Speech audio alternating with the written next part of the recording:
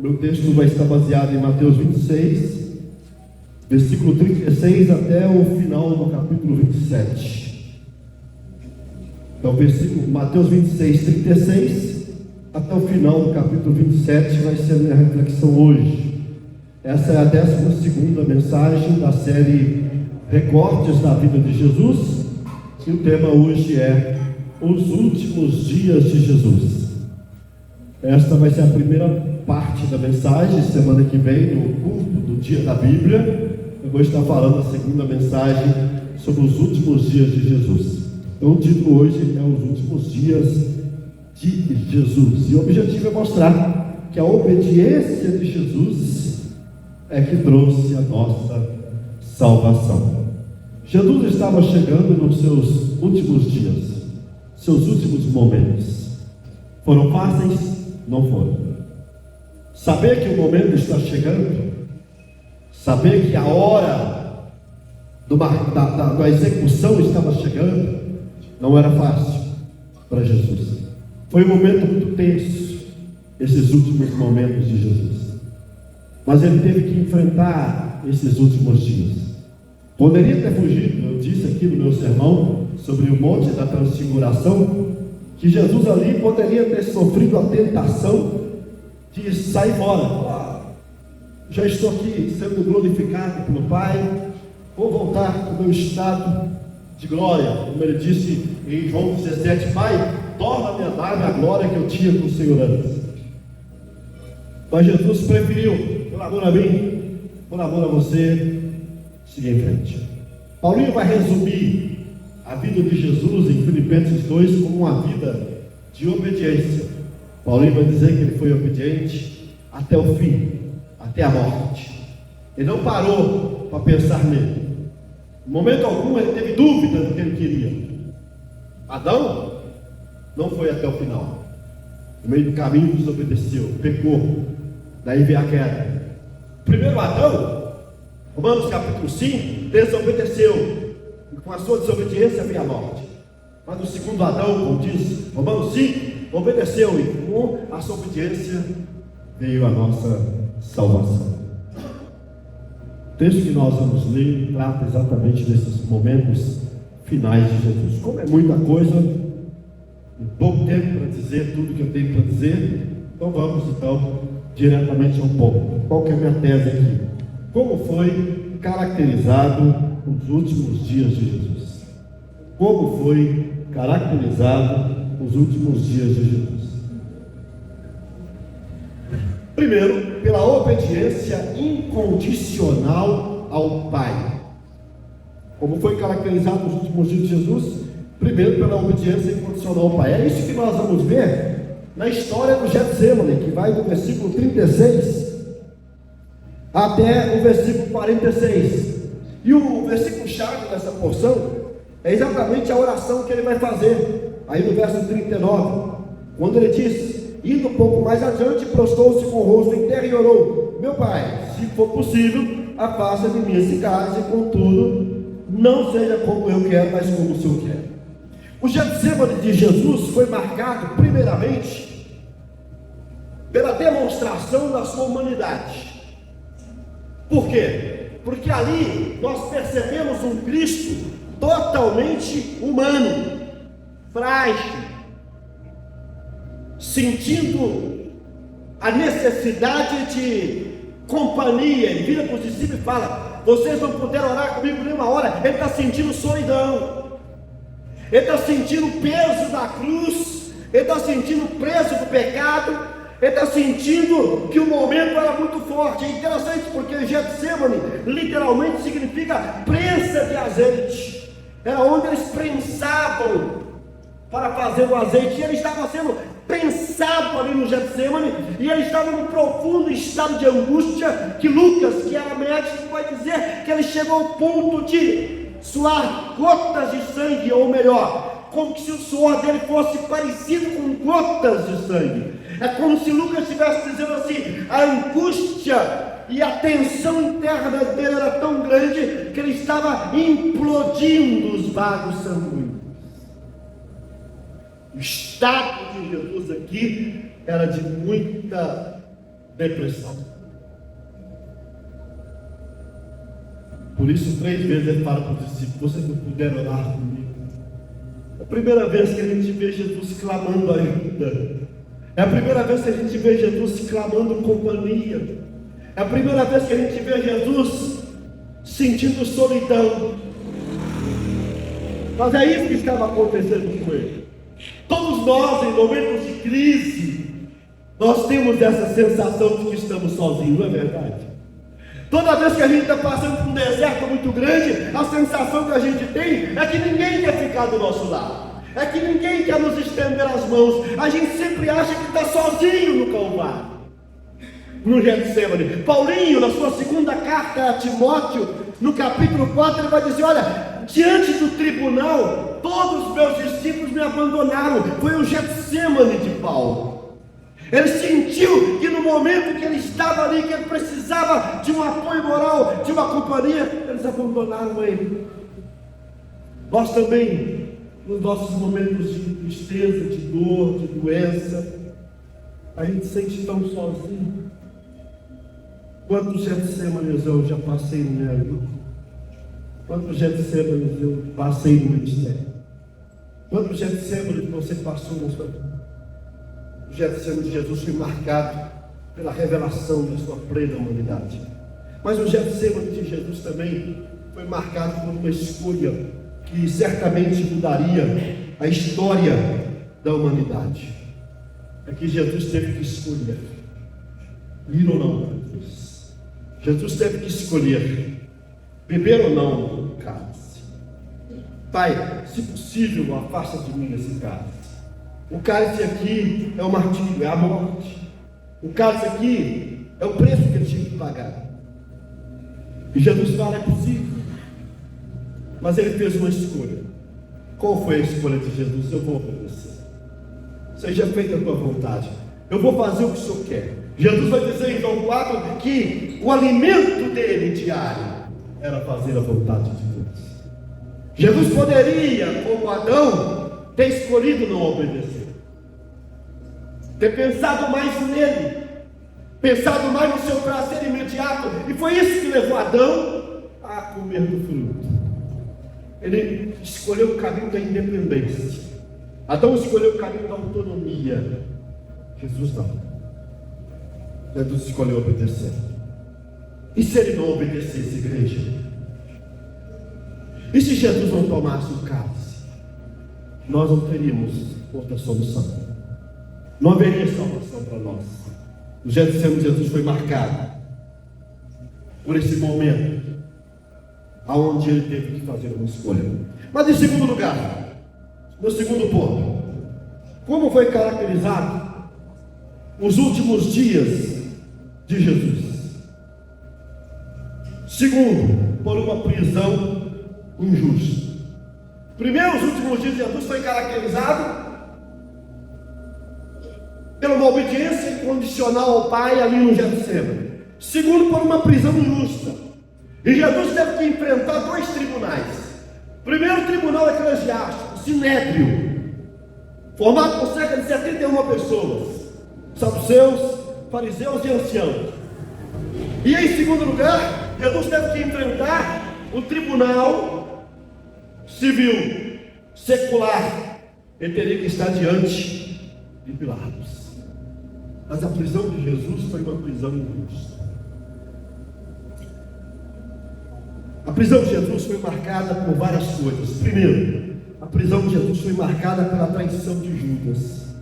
É isso que a gente vai ver aí, quando você chega aí no capítulo 26, quando fala aí no verso 47, então ele ainda falava, chegou Judas, um dos 12.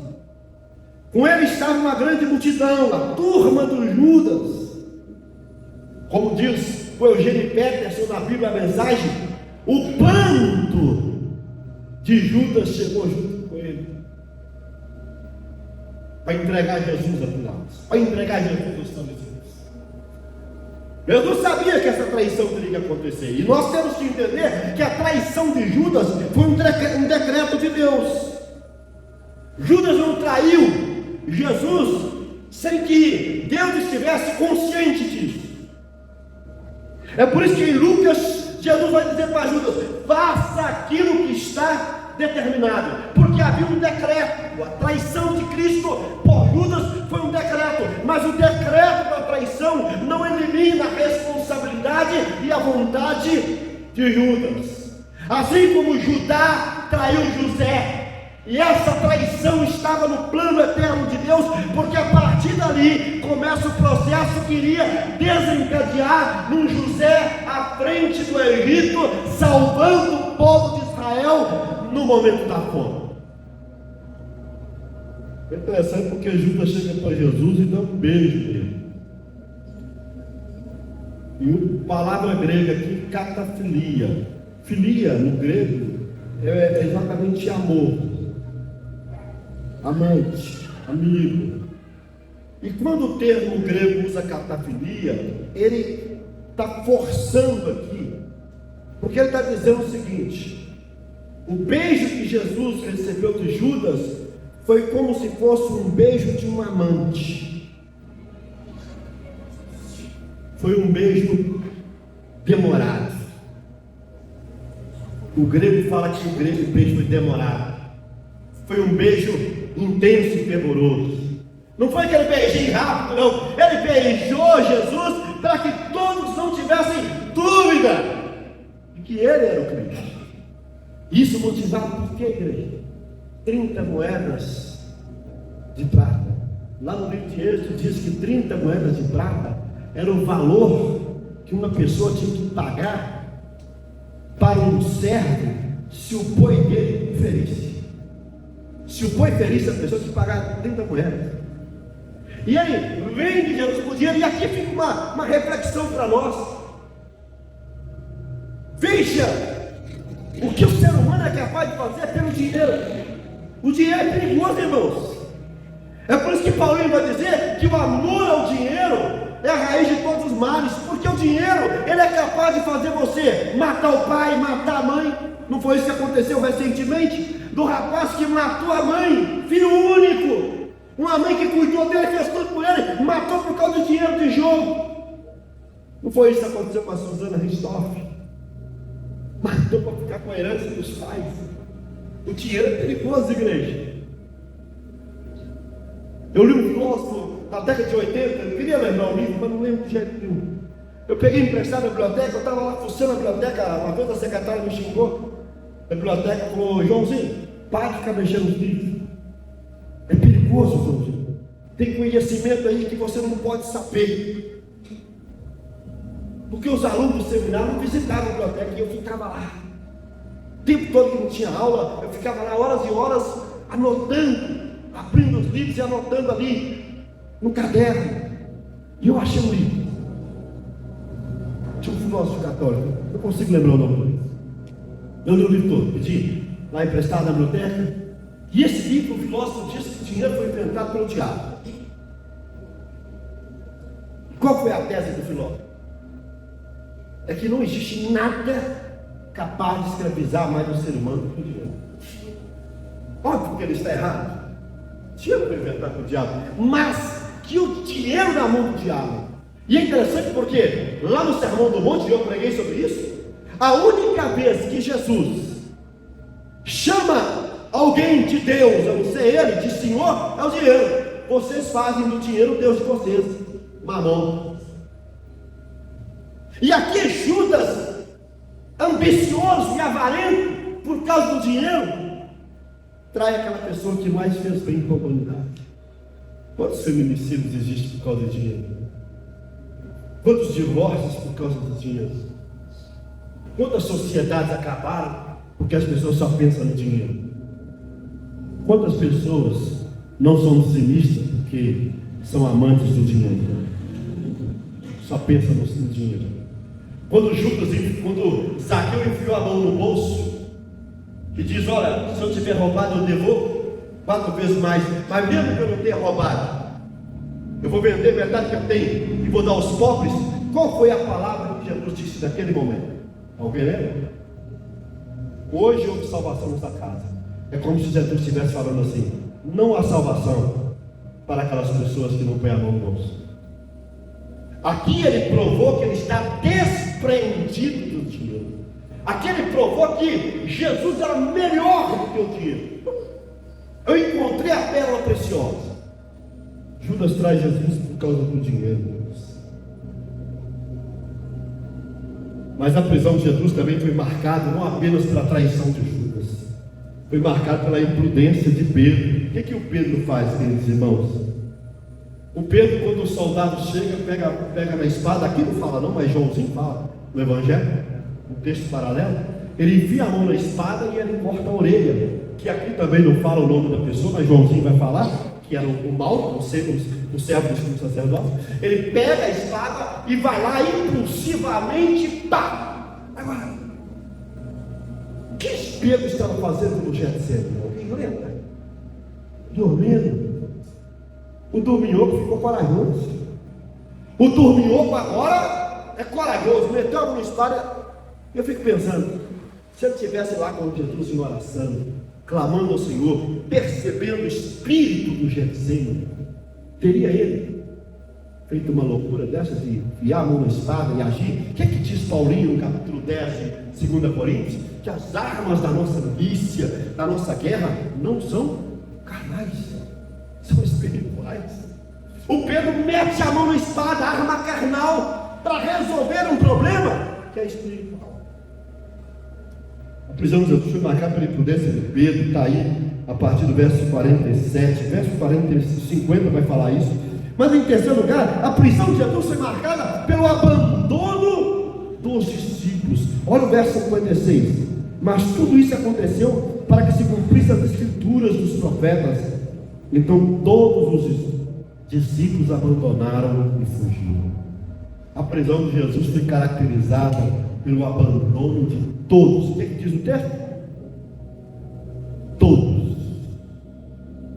Isso significa, o Judas já tinha abandonado, os outros 11 abandonaram Jesus. Os últimos dias de Jesus foi marcado por abandono. E é engraçado porque apenas João vai voltar depois, porque uma das palavras da cruz foi quando Jesus vira para João no pé da cruz e fala: filho, esse aí sua mãe. Mulher, esse aí teu filho. João estava lá. Mas o João fugiu. Todos abandonaram.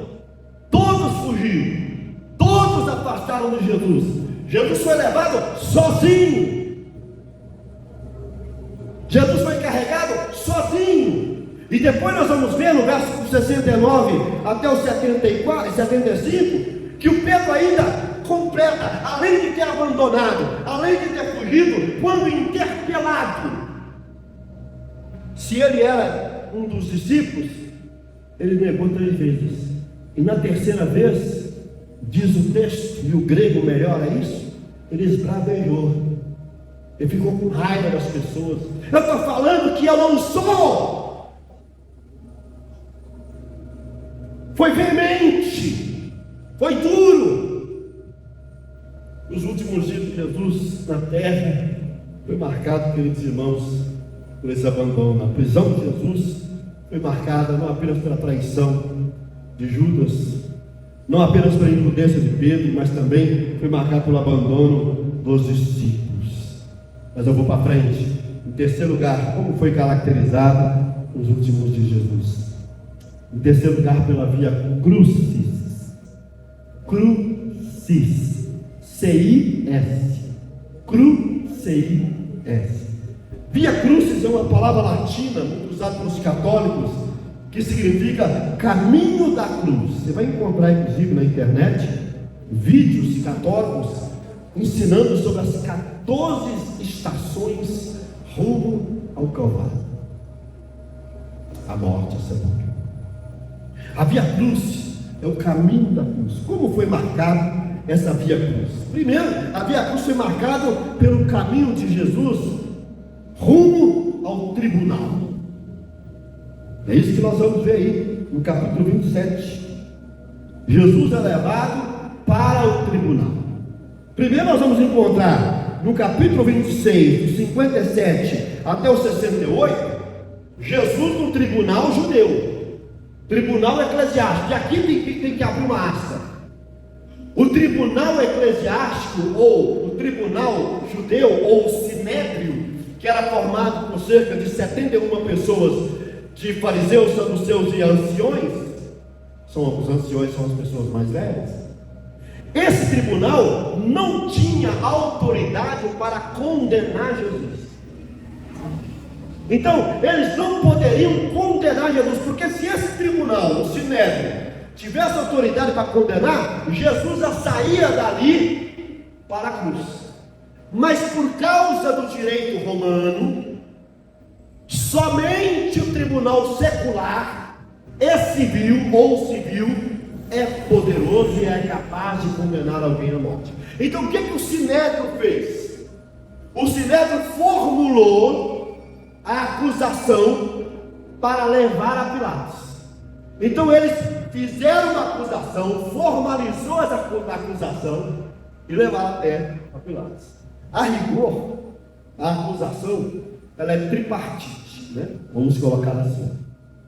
Primeiro, Jesus vai ser acusado de sedição, ou de insurgência, ou de revolta. Jesus, ele é um revolucionário. Ele está criando uma revolta popular, né?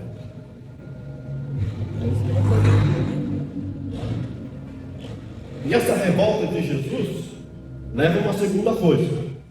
Ele está querendo reivindicar o trono do Herodes, ou do imperador. Ele está dizendo que ele é rei, que ele é o rei dos judeus.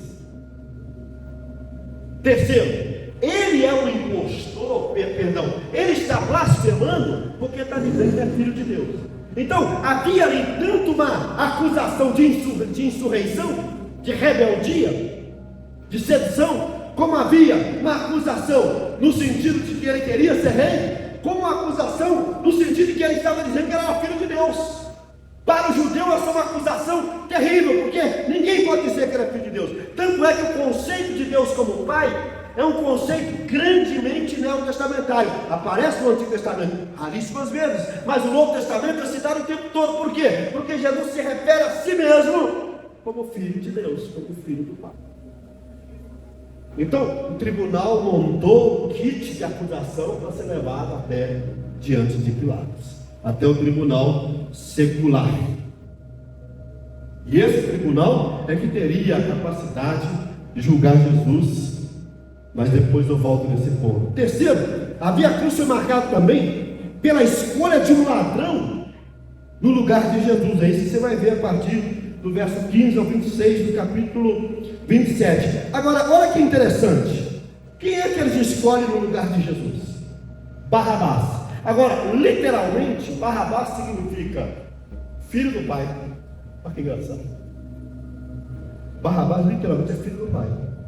É como se estivesse assim: nós queremos o filho do pai, minúsculo, e no lugar daquele que é filho do pai, maiúsculo. Ou seja, nós temos Jesus, filho do pai, e o Barrabás, filho do pai. E eles preferem escolher exatamente Barrabás. Agora, olha que interessante. Segundo Marcos e Lucas, Barrabás estava sendo acusado de assassinato e rebeldia. Ou seja, Barrabás era um revolucionário popular. No meio de um tumulto, no meio de, vamos dizer assim, de uma rebelião, o Barrabás acabou assassinando uma pessoa. Mas eles estão acusando Jesus de revolucionário. Eles vão acusar Jesus de criar tumulto, de criar revolta. Eles estão acusando Jesus de fazer uma insurreição no sentido de querer tomar o lugar do Herodes ou do César. Mas eles preferem soltar aquele que sim era um revolucionário que assassinou a pessoa. É interessante porque diante dessas acusações, o tribunal de César ou o tribunal romano, no caso aqui governado por Pilatos, por Herodes, depois Pilatos mandou para Herodes, Herodes mandou para Pilatos de novo. É interessante que o Pilatos aceita entregar Jesus para a crucificação. Agora, o Pilatos não quis ouvir a esposa dele, porque a esposa de Pilatos foi visitada em sonhos. E no sonho, ela disse para Pilatos: não mexe no sonho. Eu fui perturbado a noite toda no meu sonho, tive um pesadelo por causa desse homem. Não mexe com esse homem, sai desse negócio. Mas o Pilatos não quis. Pilatos estava com medo da multidão. O John Stott, comentando o texto de Lucas, ele vai dizer 4 coisas pela qual Jesus entregou, Pilatos entregou Jesus para ser crucificado. Primeiro, o clamor da multidão, Lucas 23, 23. Segundo, o pedido da multidão, 23, 24. Terceiro, a vontade da multidão, 23, 25. Quarto, a pressão da multidão, porque a multidão estava dizendo assim: olha, se você soltar esse homem, nós vamos dizer que você é contra César. Você não é amigo de César, porque esse cara está querendo ser rei. Então você não pode soltar esse camarada. Ele preferiu ceder à pressão da multidão, dos religiosos, do que soltar Jesus. A Via Cruz foi marcada em 4º lugar pela zombaria dos soldados. Olha o verso 27 até o 31. Então os soldados do governador levaram Jesus ao pretório, reuniram toda a tropa ao seu redor, tiraram-lhe as vestes, puseram nele um manto vermelho, fizeram uma coroa de espinhos e colocaram em sua cabeça, puseram uma vara em sua mão direita e, ajoelhando-se diante dele, zombaram: salve, rei dos judeus. Cuspiram nele e tiraram-lhe a vara, batiam nele com ela na cabeça. Depois de terem zombado dele, tiraram dele o manto e vestiram-lhe suas próprias roupas. Então o levaram para ser crucificado. Jesus foi zombado pelos próprios soldados romanos. Em 5º lugar, a Via Cruz foi marcada pela ajuda de um certo Simão Cirineu, verso 32. Ao saírem e encontrarem um homem de Cirene chamado Simão, o forçaram a carregar a cruz. Tudo indica que esse Simão se converteu. Cirene provavelmente seja uma referência aos africanos, ou a origem dele, Cirineu, a origem africana. Tudo indica, pelo texto de Romanos, que ele, Romanos 16, 13, que de certa forma ele foi citado ali em Romanos, já convertido, ele foi transformado. Em certo sentido, carregar a cruz de Jesus foi uma vergonha para esse homem, do ponto de vista humano. Você está carregando a cruz de um malfeitor, você está carregando a cruz de um amaldiçoado, mas do ponto de vista de Deus foi um privilégio. Aquele homem participou da cruz de Cristo. Do ponto de vista de Deus, ele carrega a cruz, ele ajuda o Senhor. E talvez seja por isso os estudiosos dizem que a mãe dele, inclusive, foi muito útil ao Paulo apóstolo. Nós temos que parar e pensar que na vida de Cristo não houve acidente. Na vida de Cristo tudo foi planejado. A Via Cruz estava no projeto de Deus. Até o abandono dos discípulos já estava dentro do decreto de Deus. Mas em 4º lugar, como foi caracterizado os últimos dias de Jesus? Pela crucificação. Aí a partir do verso 35, a crucificação de Jesus também foi marcada por algumas coisas. Primeiro, a crucificação foi marcada pelo decreto de Deus. E aqui eu preciso pontuar uma coisa: a cruz de Cristo foi o decreto de Deus. Ou seja, a cruz de Cristo, ela é pré-histórica. O que significa dizer que a cruz de Cristo ela é pré-histórica? É que a cruz de Cristo, ela já existia antes de Cristo morrer nela. No plano eterno de Deus, a cruz de Cristo já era uma realidade. Olha, vamos ler alguns textos. 1 Pedro 1, 18 ao 20. Mas vamos ler apenas o verso 19 e 20. Mas pelo precioso sangue de Cristo, como de um cordeiro sem mancha e sem defeito, conhecido antes da criação do mundo, revelado nesses últimos tempos em favor de vocês. Grava isso: o sangue de Cristo foi conhecido como de um cordeiro antes da fundação do mundo. O que isso significa? Significa que Jesus Cristo, na mente eterna, no plano eterno de Deus, ele teria que morrer. Não tinha outra opção. Antes do Adão ser criado, antes do Adão ter sido pecado, caído, que aqui está falando que o sangue de Cristo foi conhecido antes da criação do mundo.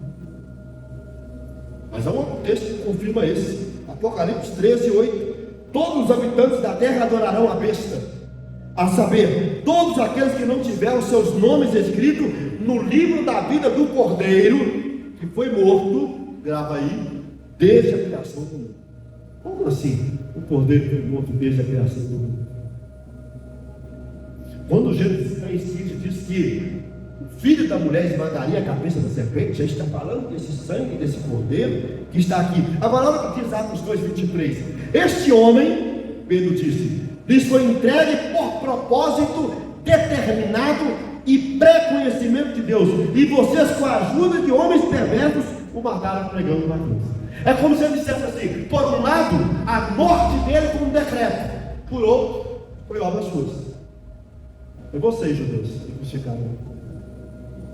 O que eu quero deixar bem claro é que a cruz de Cristo não foi um acidente.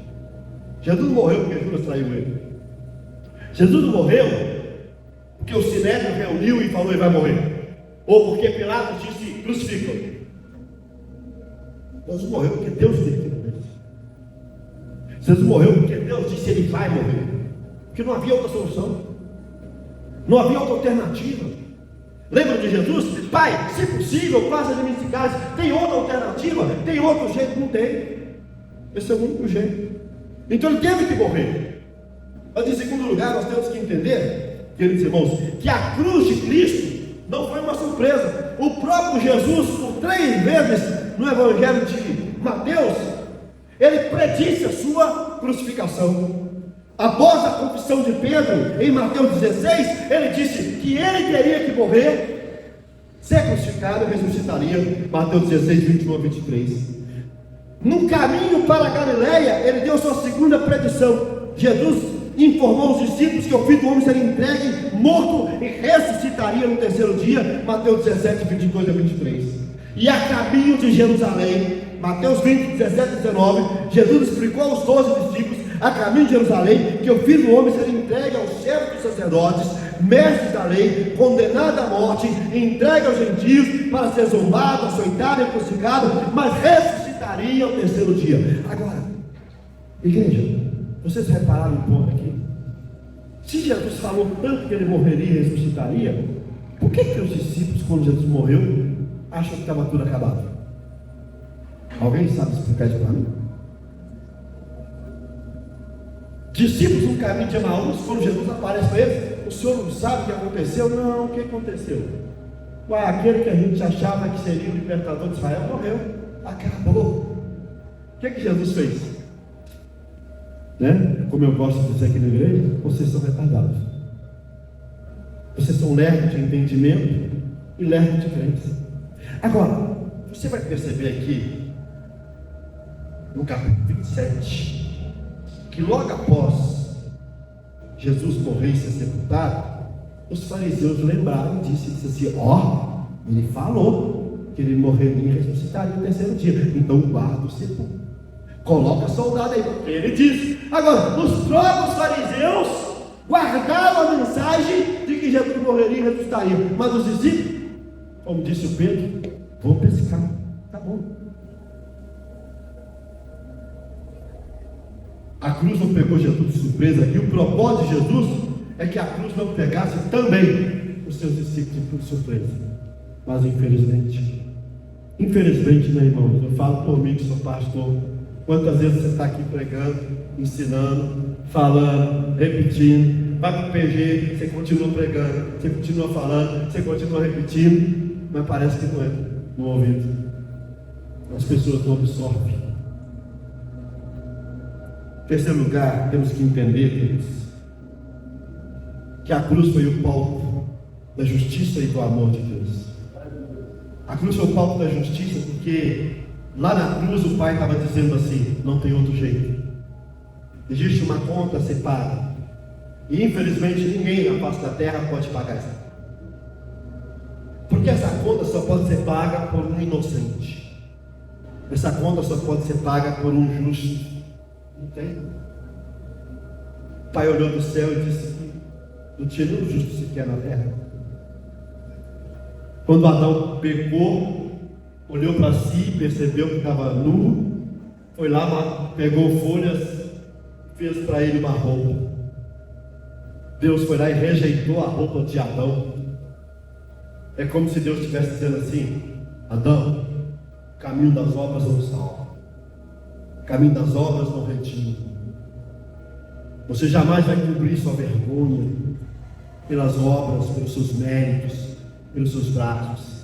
Aí ele foi lá, matou um animal, derramou o sangue do inocente, tirou a pele do animal e fez lá uma roupa para o Adão, uma roupa para Eva, para dizer: sem remissão, sem derramamento do sangue, não há remissão de pecados. Essa cena a gente chama ela de um próprio evangelho. A cruz é o lugar em que Deus fala assim: vocês têm uma conta. O salário do pecado é a morte, Paulinho. Tem que morrer. Mas Jesus Cristo foi lá, pagou a justiça de Deus. É isso que está lá em 2 Coríntios 5. Ele, que não era pecador, se fez pecado em nosso lugar e nos deu a sua justiça. Mas a cruz também é palco do amor de Deus, porque a cruz, Deus está dizendo assim: eu amo vocês a ponto de entregar meu filho. João 3,16 diz: porque Deus amou o mundo de tal maneira que entregou seu filho, para que todo aquele que nele crê não pereça, mas tenha vida eterna. Deus amou o mundo de tal maneira que entregou seu filho. A cruz é o palco do amor de Deus. Romanos capítulo 5, verso 8: Deus prova o seu amor para conosco pelo fato de Cristo ter morrido por nós na cruz do Calvário. Em segundo lugar, a crucificação foi marcada por acusações contra Jesus. Vamos ver algumas acusações.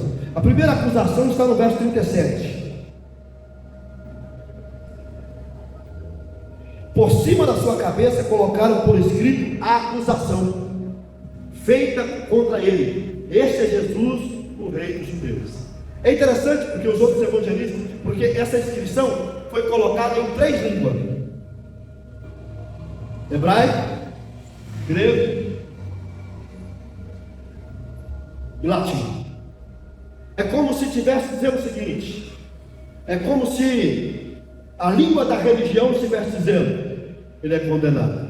A língua da filosofia e da cultura, que é a língua grega, estivesse dizendo: ele é condenado. E a língua da política e do direito romano estivesse dizendo: ele é condenado. Jesus foi condenado em 3 línguas. Aqui mostra a universalização da acusação. A religião, a cultura e a filosofia e o direito romano estavam dizendo: ele é culpado. Mas em segundo lugar, queridos irmãos, a primeira acusação está no verso 37, a segunda acusação no verso 40.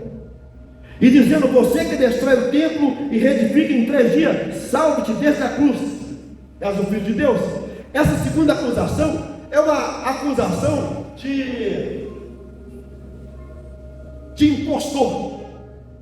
É impossível. Como que alguém vai derrubar esse templo que Salomão criou e em 3 dias? Isso é impossível. Jesus aqui está sendo incoerente. Ele está acusando Jesus de irracionalidade. Eles estavam acusando Jesus de insanidade. Eles estavam acusando Jesus de ser um impostor. Só um impostor fala uma mentira dessa. Só um impostor faz uma promessa incabível e que jamais alguém poderia de fato cumprir. Eles vão entender a lógica. A lógica é que ele destruiria aquele templo. E ele foi destruído nos anos 70, quando o general Tito invadiu Jerusalém. Mas ele reconstrói o templo nele. Porque, como disse Joãozinho no capítulo 1 do Evangelho, o verbo tabernaculou. Isso que é o grego que está lá. O verbo tabernaculou e habitou entre nós. A palavra Cristo tabernaculou, tomou a forma de um tabernáculo. Ele é o tabernáculo. Ele é o templo. Queridos irmãos, a terceira acusação, verso 42, dizendo: salvou os outros, mas não é capaz de salvar a si mesmo. És o rei de Israel, desce agora da cruz e creremos nele. Ele confiou em Deus. Verso 43, que Deus o salve agora e dele tem compaixão, pois disse: sou filho de Deus. Eles estão acusando Jesus de blasfêmia. Você não falou que é filho de Deus? Você não disse que confia em Deus, que você é filho de Deus? Então prova. Você é um impostor.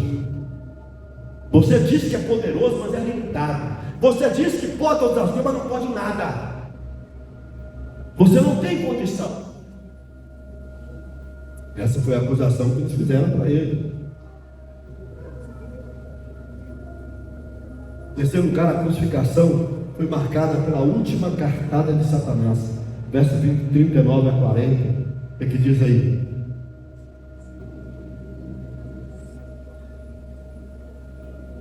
os que passaram lançaram-lhe insultos, balançando a cabeça, dizendo: você que destrói o templo e reedifica em 3 dias, salva-te mesmo desde da cruz, se tu és o Filho de Deus. Lembra de Mateus 4? O que o diabo repetiu para Jesus em Mateus 4, na primeira e na segunda tentação? Se tu és o Filho de Deus. O alvo do diabo sempre foi impedir a cruz. Uma das maiores baboseiras que foi ensinada na igreja evangélica nos últimos tempos, e que graças a Deus parece que está acabando na cabeça de muita gente, é que o diabo fez festa no inferno quando Jesus morreu. Uma das maiores baboseiras que já foi ensinada até hoje. O alvo do diabo é não permitir Jesus morrer. Lá no Monte da Tentação, no deserto da tentação, no Mateus 4, o diabo estava ali tentando fazer Jesus não concluir o seu chamado, não dar início ao seu ministério. E aqui o diabo volta, através dessas pessoas, para dizer: não morra, mostre o seu poder, desça da cruz, mostre que você é capaz. É interessante porque quando Pedro saca da espada para cortar a orelha do mal, Jesus fala: só Pedro, você não sabe que se eu quiser eu posso pedir o Pai para mandar 12 legiões de anjos aqui agora? Uma legião de anjos é cerca de 6 mil.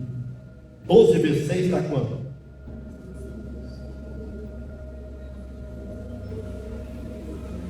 Imagina. É só eu que sou ruim de matemática.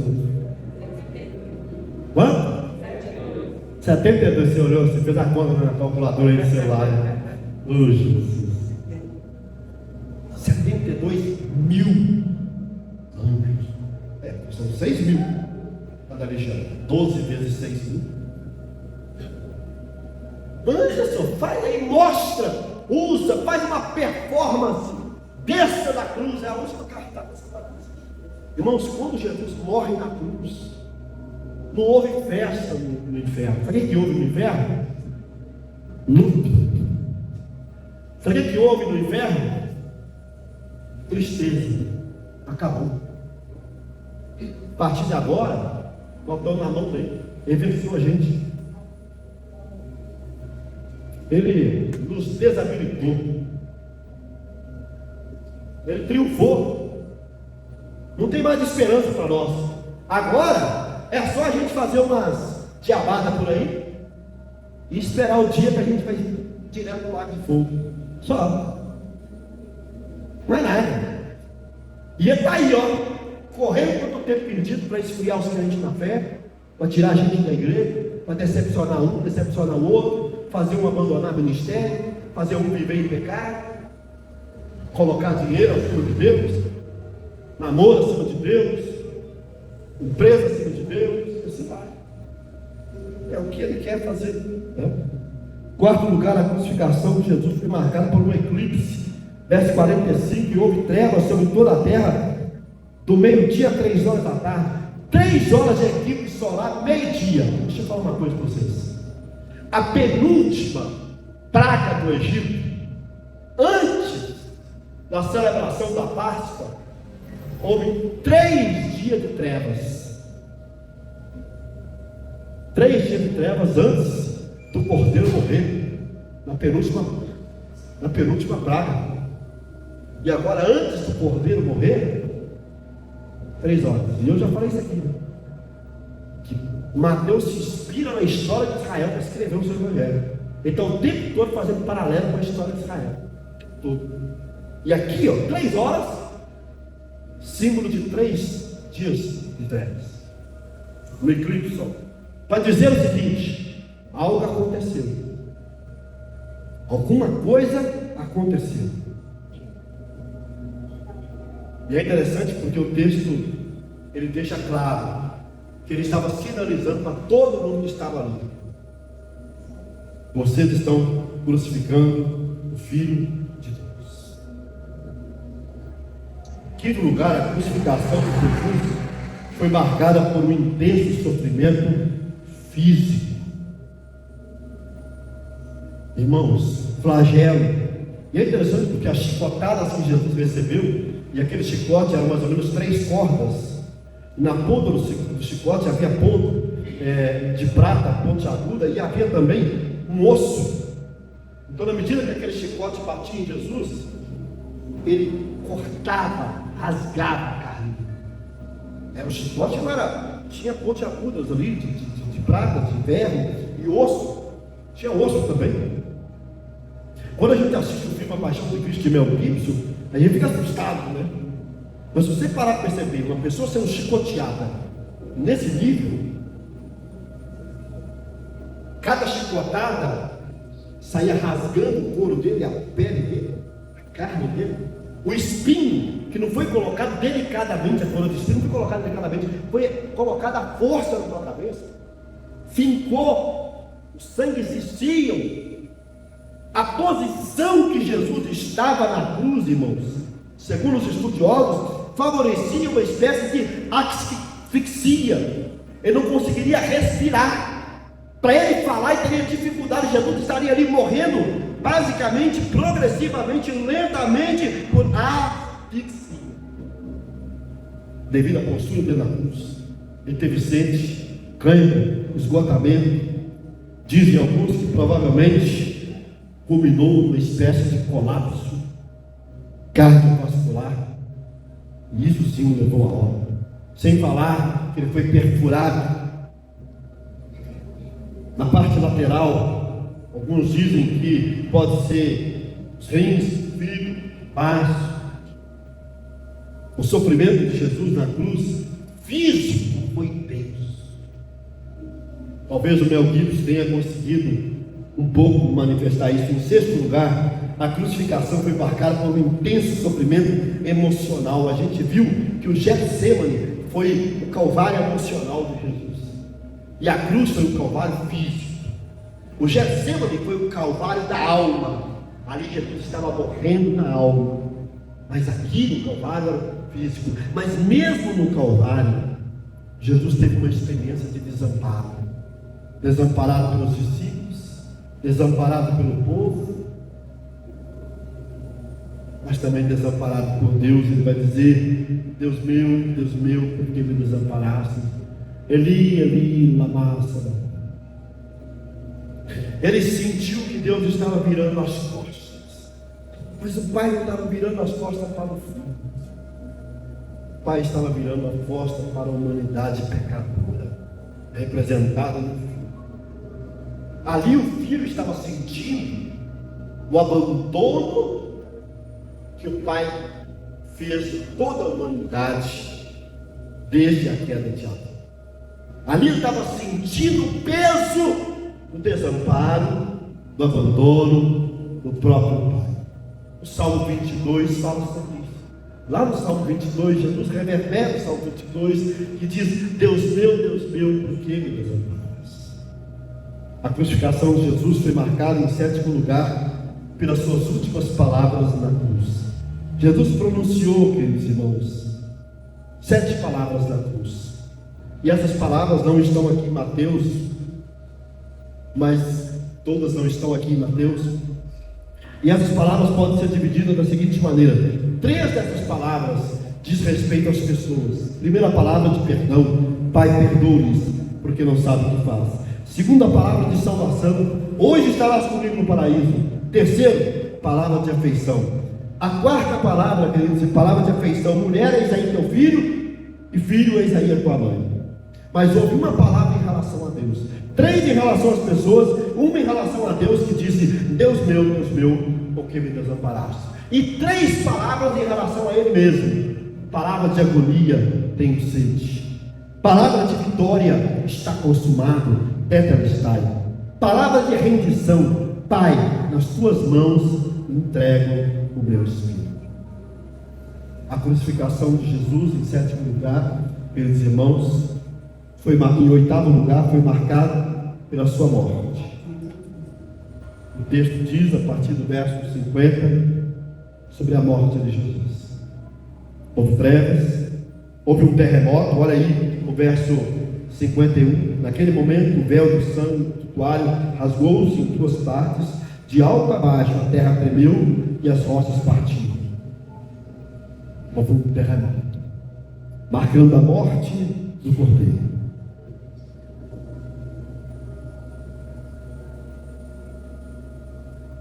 Parece um fim, parece um drama apoteótico,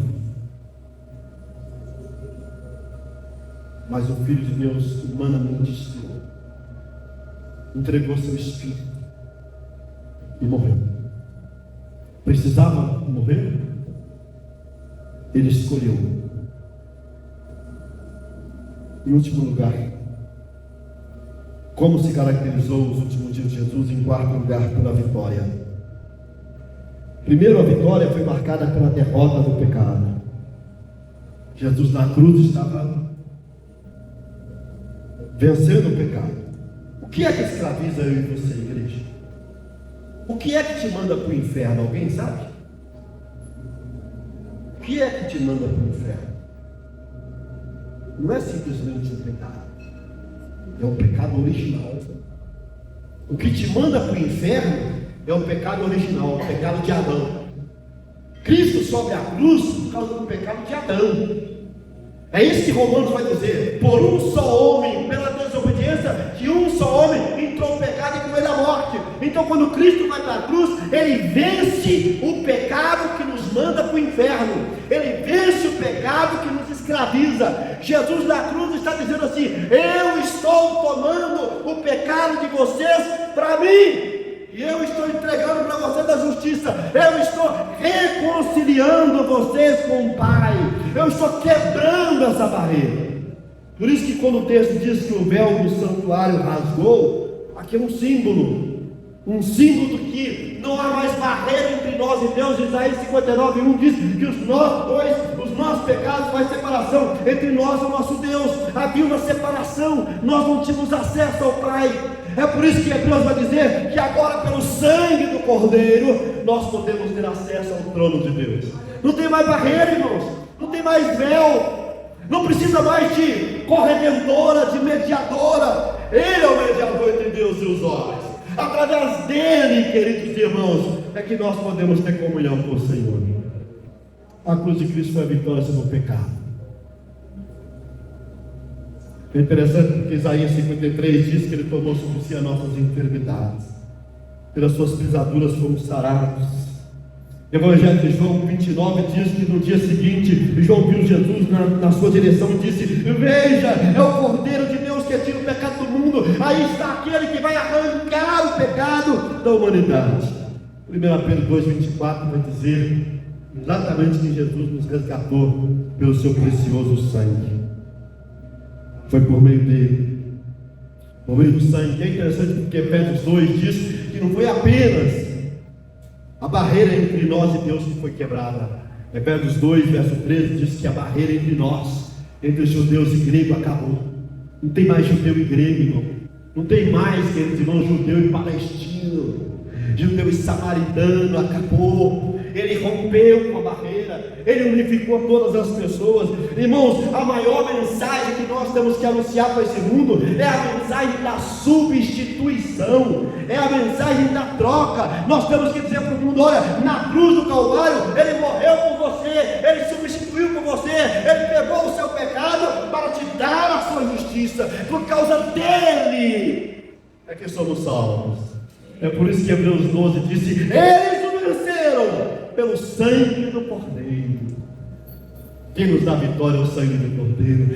Nós estamos blindados, igreja, pelo sangue do Cordeiro. O diabo não pode mais nos acusar. É isso que está lá em Hebreus 12. O acusador de vocês foi expulso, e você venceu pelo sangue do Cordeiro. Hoje o diabo olha para mim, olha para você, eu não sou perfeito, você não é perfeita, eu vou tropeçar, eu vou escorregar, mas quando ele olha para mim, ele dá o sangue do Cordeiro, me guardando, me protegendo, e é por causa desse sangue que o verdadeiro cristão não pode ficar endemoniado, o verdadeiro cristão não pode perder a salvação, porque isso está garantido.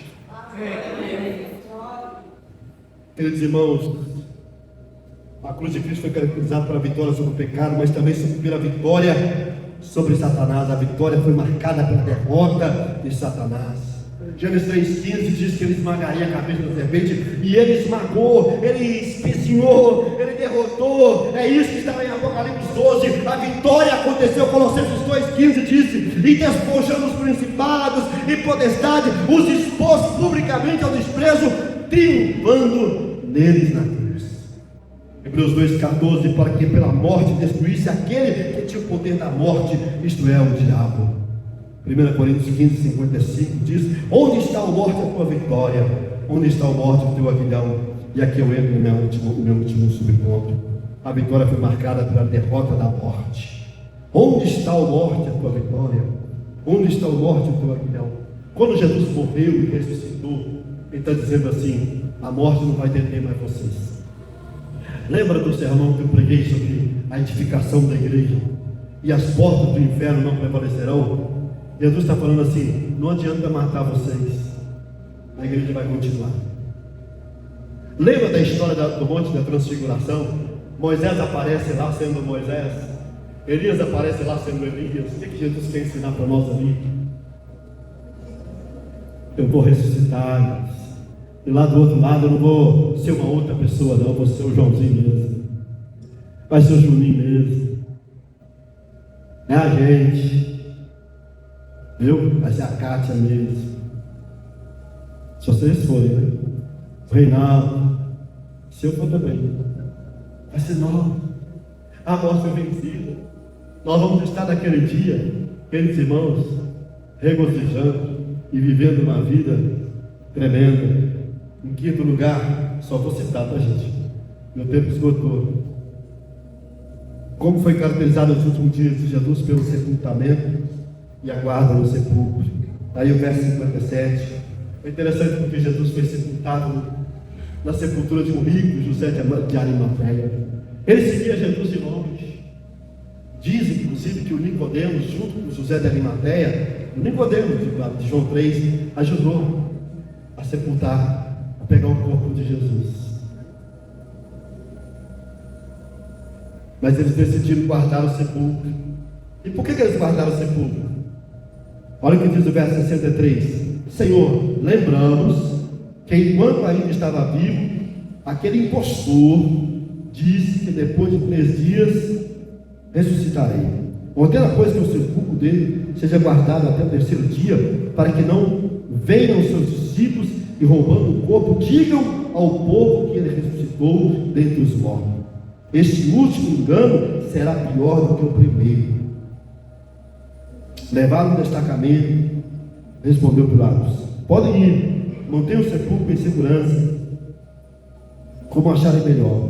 Eles foram, armaram um esquema de segurança no sepulcro, além de deixarem um destacamento montado, guarda, lacraram a pedra. Adiantou alguma coisa? Ele ressuscitou. E depois eles disseram assim: ó, é o seguinte, vou dar um dinheiro para vocês mentirem e falar que eles roubaram o corpo. Sabe, irmãos, eu quero encerrar minha reflexão.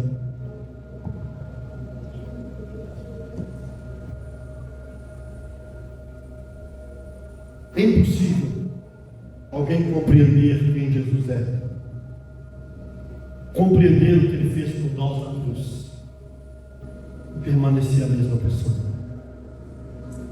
Repito, é impossível uma pessoa compreender quem Jesus foi e o que ele fez por nós e ainda permanecer a mesma pessoa. É por isso que só o Espírito Santo é capaz de abrir o nosso entendimento para entender quem é ele. Quando Pedro diz: tu és o Filho de Deus, Jesus disse: olha, ninguém faz essa revelação pela cara. Ninguém diz isso de si mesmo. Foi o Espírito Santo. Quando você teve a iluminação de quem é Jesus, quando você teve a iluminação do que Ele fez por você, necessariamente isso mudou sua vida. Se você diz que segue Jesus, que compreende quem Ele é, compreende o que Ele fez, mas não mudou de vida, continua a mesma pessoa, fria, indiferente, vivendo no pecado, vivendo uma vida dupla na presença dos irmãos, você é um, por trás do outro, algo está errado, Senhor. Queria que você se colocasse de pé.